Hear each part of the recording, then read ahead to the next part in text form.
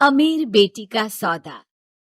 अमीर बाप की बेटी शिल्पी को मुकेश पसंद होता है, लेकिन दोनों के बीच हैसियत की दीवार खड़ी होती है। और फिर कहीं नौकरी कर लो ना, क्या हमेशा ये लोहे की सलाखों के पीछे भागते रहते हो? कितनी मेहनत करते हो। शिल्पी, नौकरी से कुछ नहीं होगा। तुम लोगों की हैसियत तक पहुंचना है तो अपना ही बिजनेस करना पड़ेगा, वरना तुम्हारे पापा किसी और से तुम्हारी शादी करवा देंगे। अच्छा, ऐसे किससे करवा देंगी? मैं तो तुमसे ही शादी करूंगी। बोल दिया तो बोल दिया, बस। मुकेश उस बेचारी को समझाता भी तो क्या। दुनिया के रीति रिवाजों से काफी दूर थी शिल्पी। भले ही बड़े बाप की बेटी, लेकिन सादगी इतनी कि क्या कहना। बेटा शिल्पी, कल तुमको देखने लड़के वाले आने वाले हैं, तैयार रहना।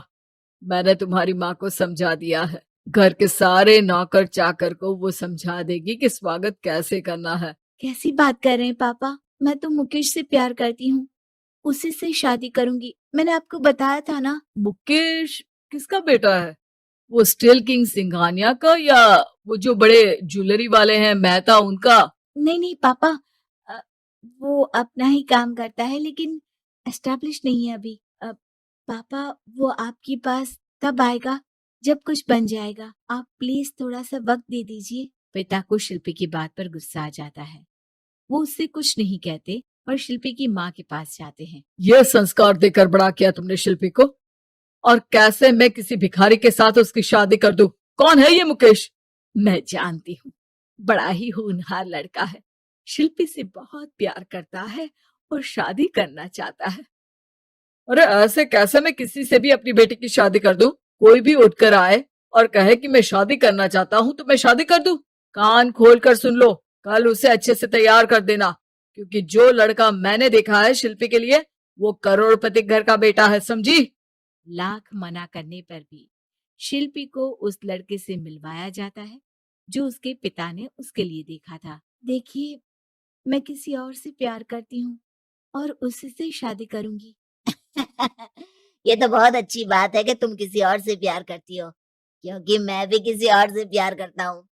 लेकिन शादी तो हम दोनों को ही करनी होगी, जानती हो ना, ये बिजनेस और ये सारा कुछ।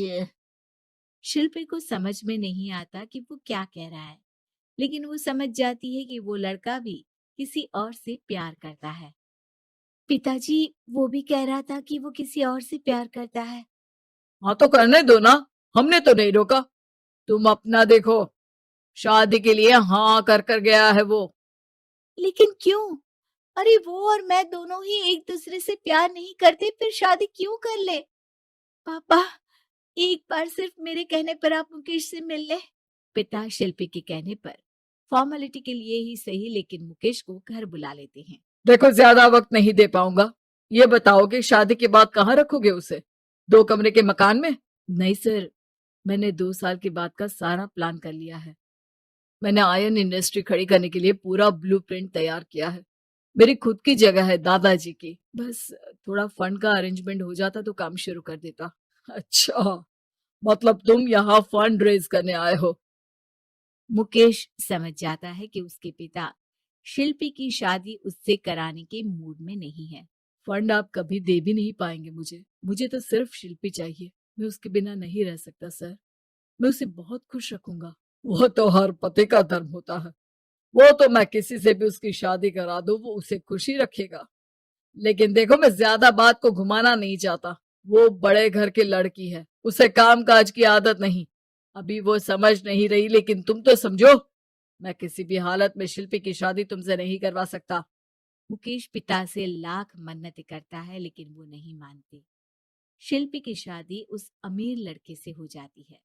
शादी के बाद क्या हम लोग मेरी माँ के घर चले? मुझे उन लोगों की बहुत याद आ रही है। हाँ हाँ, जाओ जाओ।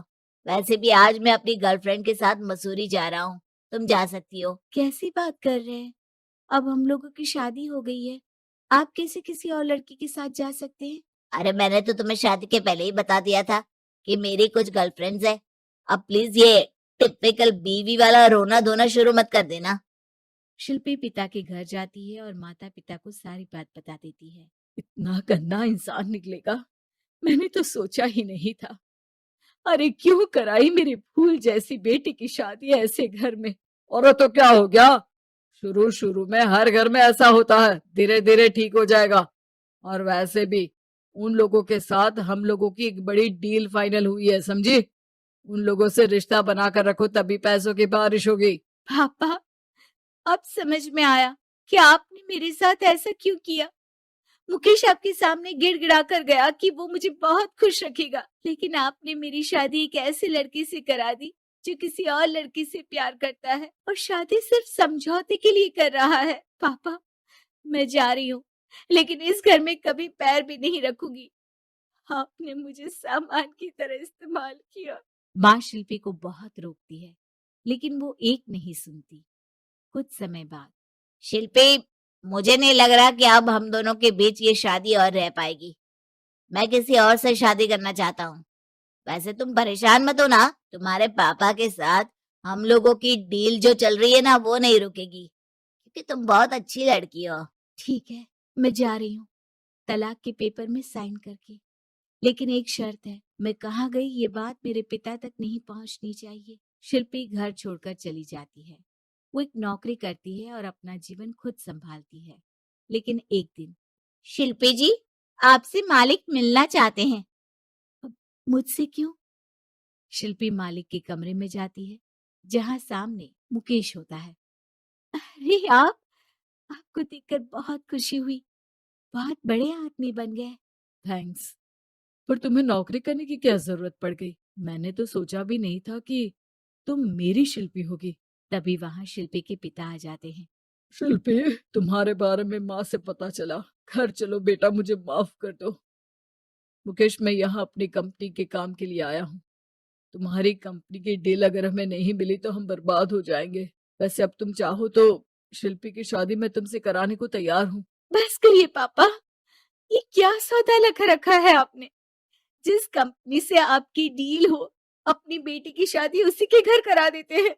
शिल्पी मुकेश से माफी मांगती है और वहां से जाने लगती है कि मुकेश उसे रोक लेता है। रुको शिल्पी, ये सब कुछ तुम्हारे लिए है। ये कंपनी, ये नाम सिर्फ तुमसे शादी करने के लिए ही खड़ा किया था। मैं आज भी तुमसे बहुत प्यार करता हूँ।